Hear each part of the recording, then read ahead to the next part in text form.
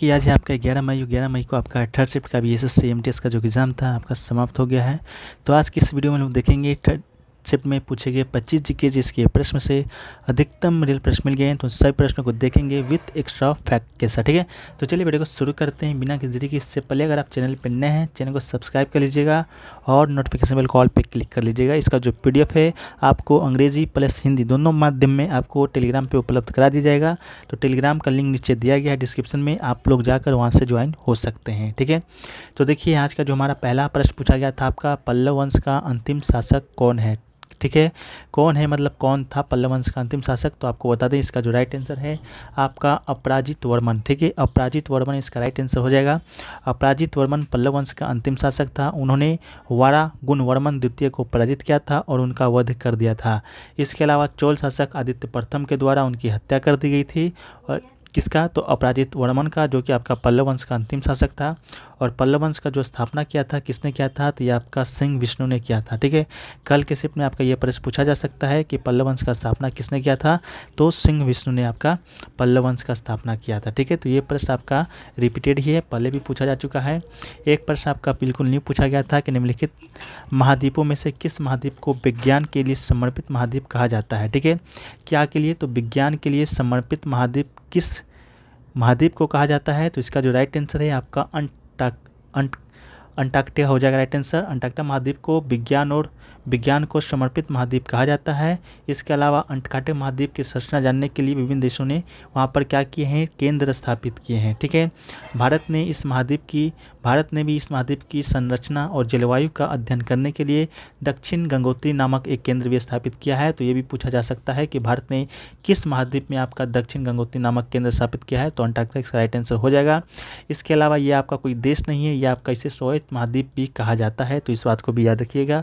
ये क्वेश्चन बिल्कुल नया पूछा गया, तो इससे रिलेटेड आपका जो प्रश्न है आपका आगे के शिफ्टों में बन सकते हैं। ठीक है, वीडियो में आगे दोस्तों इससे पहले आपको बता दें कि अभी तक आपका जो एमटीएस का एग्ज़ाम था 18 शिफ्टों में अभी तक आपका एग्ज़ाम कंडक्ट हुआ है। आज को मिला दे तो आपका टोटल 21 शिफ्टों का एग्ज़ाम है जो कि आपका कंडक्ट होगा। ठीक है, इसमें पूछे गए आपका अभी तक 450 प्रश्नों का उत्तर विथ एक्स्ट्रा फैक्ट के साथ एक पीडीएफ को तैयार किया गया है बहुत ही सुनियोजित तरीके से। अगर आप इसे परचेज करना चाहते हैं तो मात्र 20 रुपये के न्यूनतम शुल्क पर आप इसे प्राप्त कर सकते हैं। हमारा व्हाट्सअप नंबर है 9973741666 पर आप जाकर अधिक जानकारी भी प्राप्त कर सकते हैं। आपको एक लिंक प्रोवाइड करा जाएगा और उस ग्रुप में आपका एमटीएस के अंतिम दिनों तक जो पीडीएफ है आपको अपडेटेड मिलेगा। तो जो भी लोग लेना चाहते हैं जिनका भी एग्ज़ाम आगे है, आप लोग व्हाट्सएप नंबर पे संपर्क कर लीजिएगा। ये पीडीएफ आपके लिए बहुत ही महत्वपूर्ण साबित होने वाला है।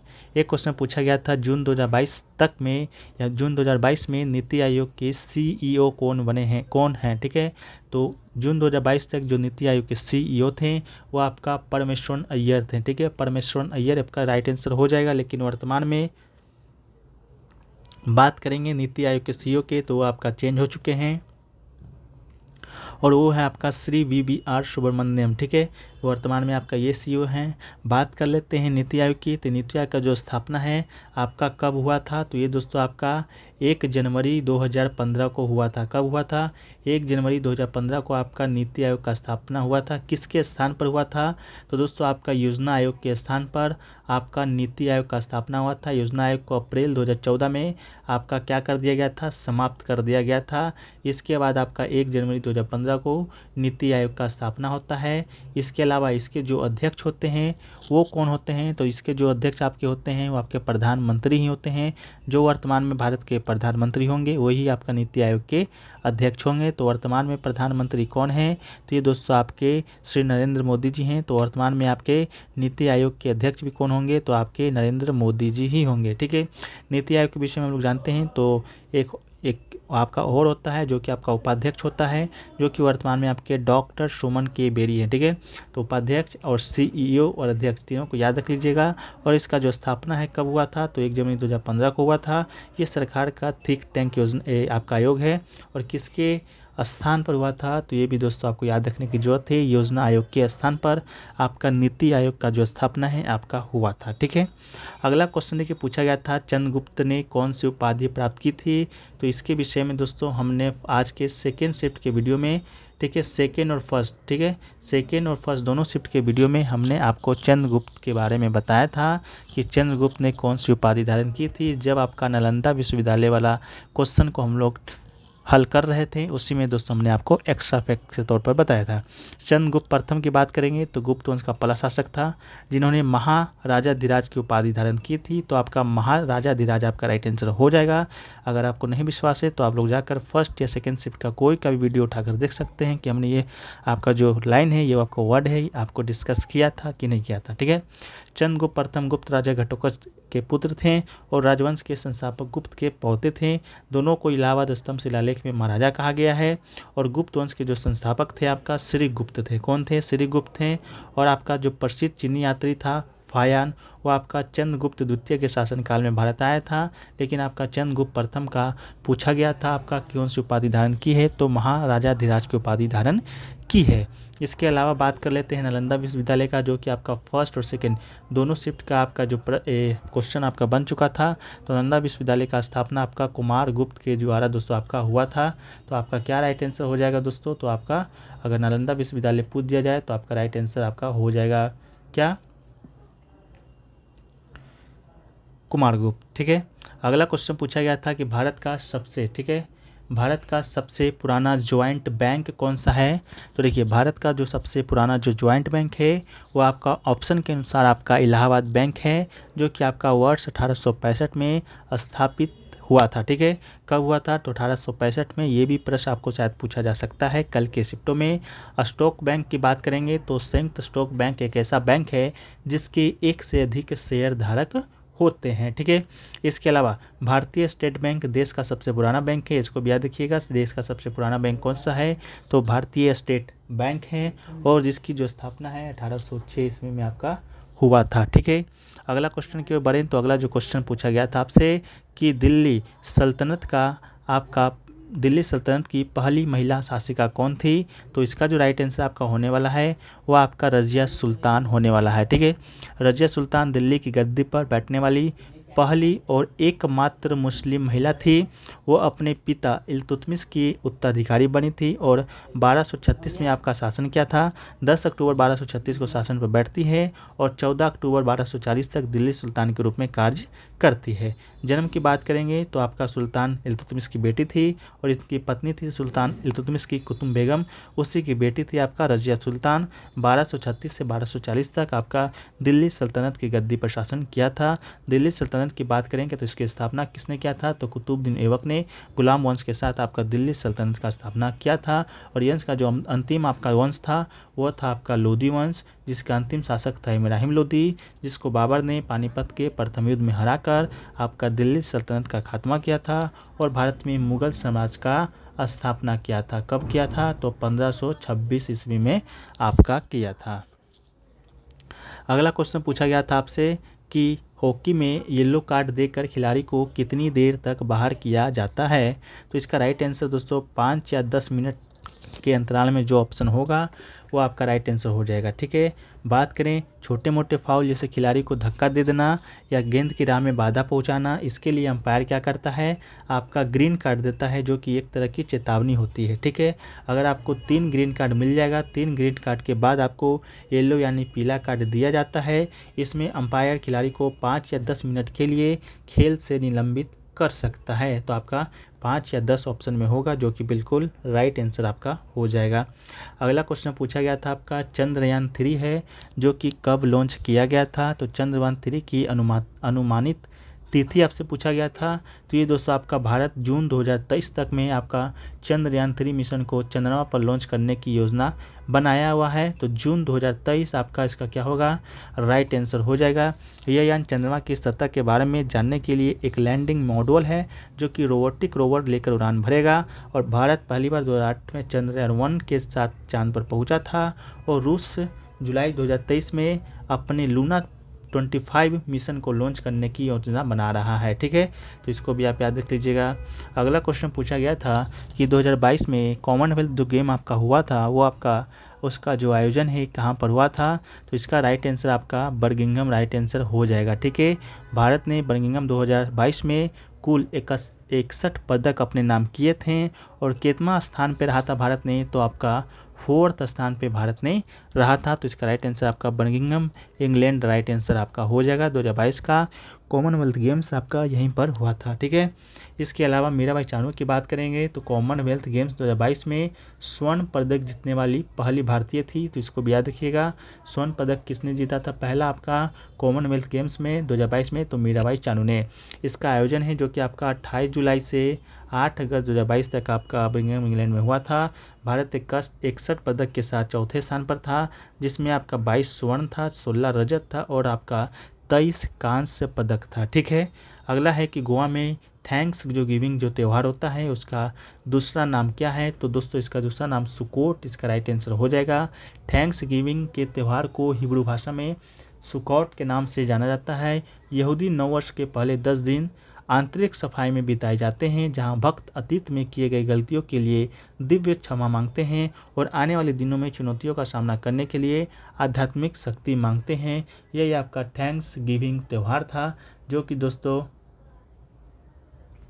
आपका गोवा में सुकोट के नाम से जाना जाता है।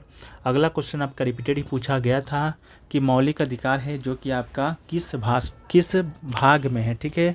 मौलिक अधिकार पूछा गया था आपका कौन से भाग में है, तो ये दोस्तों आपका भाग 3 में है। ये भी क्वेश्चन बहुत बार रिपीटेड आपका हो चुका है। मौलिक अधिकार संविधान के भाग 3 में अनुच्छेद 12 से 35 तक में वर्णित है, ठीक है। कहाँ से कहाँ तक अनुच्छेद में है, तो 12 से 35 अनुच्छेद में आपका क्या है मौलिक अधिकार है, भाग 3 में है। इसके अलावा मौलिक अधिकार की बात करेंगे तो वर्तमान में आपके 6 मौलिक अधिकार हैं, लेकिन जब मूल संविधान आपका लागू हुआ था बना था तो उस समय आपका कितना थे, तो 7 मौलिक अधिकार थे। ये 7 मौलिक अधिकार में एक आपका होता था पहले संपत्ति का अधिकार, जो कि दोस्तों आपका क्या था, इसको हटा दिया गया था।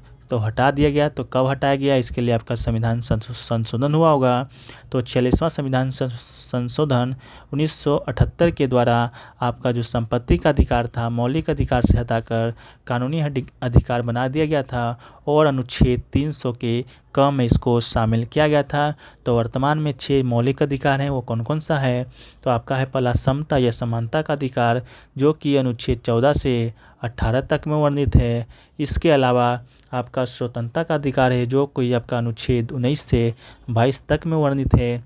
इसके अलावा अगला है शोषण के विरुद्ध अधिकार, जो कि आपका अनुच्छेद 23 से 24 तक में वर्णित है। इसके अलावा अगला है आपका धार्मिक स्वतंत्रता का अधिकार, जो कि अनुच्छेद 25 से 28 तक में वर्णित है। इसके अलावा संस्कृति और शिक्षा संबंधी अधिकार है, जो कि आपका अनुच्छेद 29 से 30 तक में वर्णित है। अगला है संवैधानिक उपचारों का अधिकार, जो कि आपका अनुच्छेद 32 तक में वर्णित है, ठीक है। ये तो दोस्तों आपका क्या है मौलिक अधिकार है। लेकिन अब हम लोग बात कर लेते हैं आपका किसका मौलिक कर्तव्य का। तो मौलिक अधिकार और मौलिक कर्तव्य में आपका डिफरेंस क्या है, तो मौलिक अधिकार के बारे में आप लोगों ने जान लिया। मौलिक कर्तव्य के विषय में थोड़ा सा हम लोग जानें तो मौलिक कर्तव्य दोस्तों आपका किस भाग में है, तो ये दोस्तों आपका भाग 4A में है, ठीक है। किस भाग में है, तो भाग 4A में है। इसके अलावा आर्टिकल यानी कि अनुच्छेद की बात करेंगे तो अनुच्छेद दोस्तों आपका 51A में अनुच्छेद में आपका मौलिक अधिकार है, कर्तव्य है। वर्तमान में कितने हैं, तो वर्तमान में आपके 11 मौलिक कर्तव्य हैं। इसको जोड़ा कब गया था भारतीय संविधान में, तो मूल संविधान में था ही नहीं, तो ये जोड़ा गया था आपका 42वां संविधान संशोधन 1976 के माध्यम से। और किसके सिफारिश पर, तो स्वर्ण सिंह समिति के सिफारिश पर, ठीक है। और लिया किस देश से लिया गया था, तो लिया दोस्तों आपका यूएसएसआर, तत्कालीन यूएसएसआर था, अब रूस हो गया है, उस देश के संविधान से लिया गया था। और मौलिक अधिकार की बात करेंगे तो ये दोस्तों आपका संयुक्त राज्य अमेरिका के संविधान से हमारे भारतीय संविधान में जोड़ा गया था, ठीक है। इसके अलावा बात कर लेते हैं राज्य की नीति निर्देशक तत्व का, जो कि आपका भाग 4 में है, जो कि दोस्तों आपका आया था भाग 4 में है। अनुच्छेद की बात करेंगे तो ये आपका अनुच्छेद कहाँ से कहाँ तक में है, तो 36 से 51 अनुच्छेद में आपका राज्य का नीति निर्देशक तत्व है। और बात करेंगे किस देश के संविधान से लिया गया है, तो ये दोस्तों आपका आयरलैंड, ठीक है। आयरलैंड के संविधान से दोस्तों आपका ये लिया गया है हमारे भारतीय संविधान में, ठीक है। आज ही पूछा गया था आपका 50 अनुच्छेद क्या है, तो न्यायपालिका को कार्यपालिका से अलग करना, ये आपका आर्टिकल 50 में आपका ये वर्णित है, ठीक है। इसके अलावा आपको अगला बताएं तो अगला क्वेश्चन पूछा गया आपका विधवा पुनर्विवाह सभा का स्थापना कब हुआ था। ठीक है, तो ये आपका 1850 के दशक में आपका हुआ था। विष्णु शास्त्री पंडित ने विधवा पुनर्विवाह संघ की स्थापना की थी। हिंदू विधवाओं का पुनर्विवाह अधिनियम 1856 में अधिनियम 1856 26 जुलाई 1856 को अधिनियमित किया गया था। ईस्ट इंडिया कंपनी नियम के तहत भारत के सभी आपका न्यायालयों में हिंदू विधवाओं की पुनर्विवाह को वैधता जो कि प्रदान करता है। ठीक है, बताइएगा इसके संबंधित क्या पूछा गया था। एक क्वेश्चन देखिए पूछा गया था आपका कि 2022 में भारत में सबसे ज़्यादा लोग हैं जो कि घूमने कहाँ गए हैं। ठीक है, घूमने कहाँ गए हैं, इस प्रकार करके कोई क्वेश्चन आपसे पूछा गया था। ऑप्शन में दोस्तों आपका क्या क्या दिया गया था, तो ऑप्शन में आपका ताजमहल दिया गया था। ताजमहल के बाद हम लोग बात करें तो आपका लाल किला दिया गया था, हुमायूं का मकबरा दिया गया था और कुतुब मीनार दिया गया था। तो इसके आंसर के बारे में थोड़ा सा डाउटेबल है, तो आप लोग कमेंट सेक्शन में ज़रूर बताइएगा कि क्या पूछा गया था, नहीं इसका क्या राइट आंसर आपका हो सकता है। इसका आंसर हम आप लोग के लिए छोड़कर जा रहे हैं। ठीक है, तो चलिए वीडियो को यहीं पर समाप्त करते हैं। वीडियो पसंद आया तो वीडियो को लाइक कर दीजिएगा, चैनल पर नए होंगे चैनल को सब्सक्राइब कर दीजिएगा और नोटिफिकेशन बेल कॉल पे क्लिक कर दीजिएगा। और अभी तक के 18 यानी कि 21 शिफ्टों का PDF लेना चाहते हैं आज मिलाकर, तो मात्र 20 रुपये के न्यूनतम शुल्क पर ले सकते हैं। व्हाट्सएप नंबर आपको सामने दिया गया है। तो चलिए मिलते हैं नेक्स्ट स्टेप के वीडियो में, जब तक के लिए जय हिंद जय भारत।